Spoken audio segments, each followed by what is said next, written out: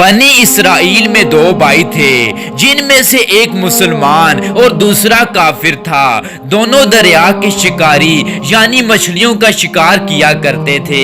کافر بتوں کا سجدہ کرتا تھا، مگر جب مچھلیوں کے لیے دریا میں جال ڈالتا تو اس قدر مچھلیاں آ جاتی ان کو کھینچنا مشکل ہو جاتا، مگر مسلمان کے جال میں صرف ایک مچھلی آتی اور اسی پر صبر کے ساتھ خدا کا شکر ادا کرتا۔ اتفاقاً ایک روز اس مسلمان کی بیوی اپنے مکان کی چھت پر گئی تو اس کی نظر کافر کی بیوی پر پڑی جو زیور اور بہترین لباس سے آراستہ تھی۔ یہ دیکھ کر اس مسلمان کی بیوی کے دل میں وسوسہ پیدا ہو گیا کہ کاش میں بھی ایسی ہوتی۔ تو کافر کی بیوی بولی، تم اپنے شوہر کو آمادہ کرو کہ وہ میرے شوہر کی طرح بتوں کی عبادت کرے تاکہ تو بھی میری طرح مالدار ہو جائے۔ یہ سن کر مسلمان کی بیوی کچھ غمزدہ ہو کر نیچے آئی اور جب اس کا شوہر آیا تو اس کا حال دیکھ کر دریافت کیا کہ آخر بات کیا ہے جس سے تو اس قدر غمزدہ معلوم ہوتی ہے۔ اس کی بیوی کہنے لگی کہ بس میاں، یا تو مجھے طلاق دے دو یا پھر اپنے بھائی کے محبوب کے پرشتے اختیار کرو۔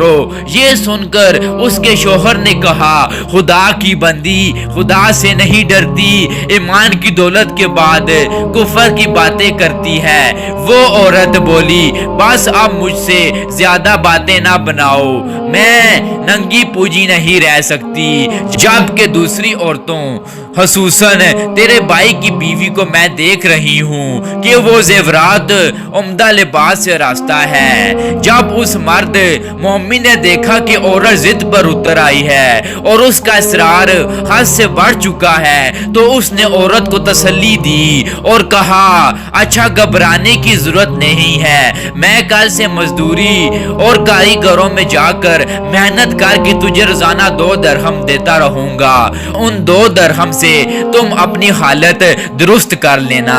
یہ سن کر عورت کو کچھ تسلی ہوئی۔ صبح سویرے وہ مومن مزدوری کی تلاش میں نکلا لیکن کسی نے اس کی بات نہ مانی۔ وہ پھرتا رہا، شہر شہر گاؤں گاؤں جاتا رہا لیکن کسی نے اس کی بات نہ مانی۔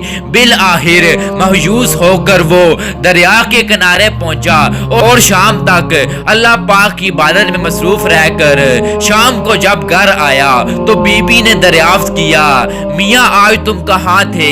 وہ کہنے لگا، میں بادشاہ کی خدمت میں تھا، بادشاہ نے مجھ سے اس دن کام کرنے کی شرط رکھی ہے۔ اس کی بیوی بولی، آخر وہ بادشاہ تم کو کیا دے گا؟ تو اس نے بولا، میرا بادشاہ بڑا کریم ہے اور اس کے خزانے مال دولت سے بڑے ہوئے ہیں، وہ مجھے وہ دے گا جو میں چاہوں گا۔ چنانچہ وہ اسی طرح اللہ پاک کی عبادت میں مصروف رہا۔ تیسری رات ہوئی تو بیوی نے کہا، سنو میاں، اگر کل تم نے مجھے مزدوری لا کر نہ دی تو مجھے طلاق دے دینا۔ یہ سن کر اس کو پریشانی لاحق ہوئی اور دوسری صبح اس نے ایک یہودی سے کہا، کیا تم مجھے مزدوری پر لگا دو گے؟ یہ سن کر یہودی کہنے لگا، تم کو مزدوری مل جائے گی لیکن شرط یہ ہے کہ میرے پاس تمہارے کھانے پینے کا کوئی بندوبست نہیں ہے۔ لہٰذا وہ مومن روزے کی نیت کر کے اس یہودی کے ساتھ کام پر گیا۔ ادھر دوسری طرف ایک آدمی اس کی بیوی کے پاس گیا، دروازہ کھٹکھٹایا۔ جب اس کی بیوی باہر نکلی تو اس آدمی نے اس کی بیوی کو 29 اشرفیاں دی اور کہا، یہ تمہارے شوہر کی مزدوری ہے۔ تمہارا شوہر 29 دن بادشاہ کے کام میں تھا، یہاں تک کہ تمہارے شوہر نے بادشاہ کو چھوڑ دیا۔ اگر وہ تیسرے دن بھی کام پر جاتا تو اس کو بہت سی اجرت مل جاتی، لیکن وہ یہودی کے پاس چلا گیا۔ اگر وہ مزید بادشاہ کا کام کرتا تو بادشاہ اس کو مزید اجرت دیتا۔ بس یہ لو 29 اشرفیاں، اس میں سے ایک اشرفی کم ہے، اس لیے کم ہے کیونکہ آپ کا شوہر تیسرے دن کام پر نہیں گیا۔ چنانچہ وہ وہ عورت اس میں سے ایک اشرفی لے کر بازار گئی۔ سونار نے جب اشرفی دیکھی تو اس کی قیمت 1000 درہم عورت کو دے دی۔ جب شام کو وہ آدمی گھر آیا تو عورت نے اس سے دریافت کیا، آج تم کہاں تھے؟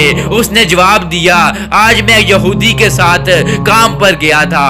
اس کی بیوی نے کہا، آخر بادشاہ کی خدمت ترک کر کے تم دوسرے کی خدمت کیوں کرتے ہو؟ پھر اپنے شوہر کو اشرفیوں کا واقعہ سنایا، جس کو سن کر وہ مومن روتے روتے بے ہوش ہو گیا۔ جب اس کو ہوش آیا، جہاں بادشاہ کی خدمت کا حق اپنے اوپر لازم نہ کیا، اس کے بعد اس آدمی نے عورت کو چھوڑ دیا اور پتھروں پر چلا گیا، جہاں اللہ پاک کی عبادت میں مصروف رہ کر پوری زندگی گزار دی اور وہی اس کا انتقال ہو گیا۔ بے شک میرے دوستو، اللہ پاک کے خزانوں میں کوئی کمی نہیں، وہ بندے کو اس کی عبادت کا صلہ ضرور دیتا ہے۔ اللہ پاک ہم سب کو صبر شکر کے ساتھ زندگی گزارنے کی توفیق عطا فرمائے، آمین ثم آمین۔ اگر ویڈیو اچھی لگے تو ویڈیو کو لائک اور شیئر لازمی کر دیجیے گا، شکریہ۔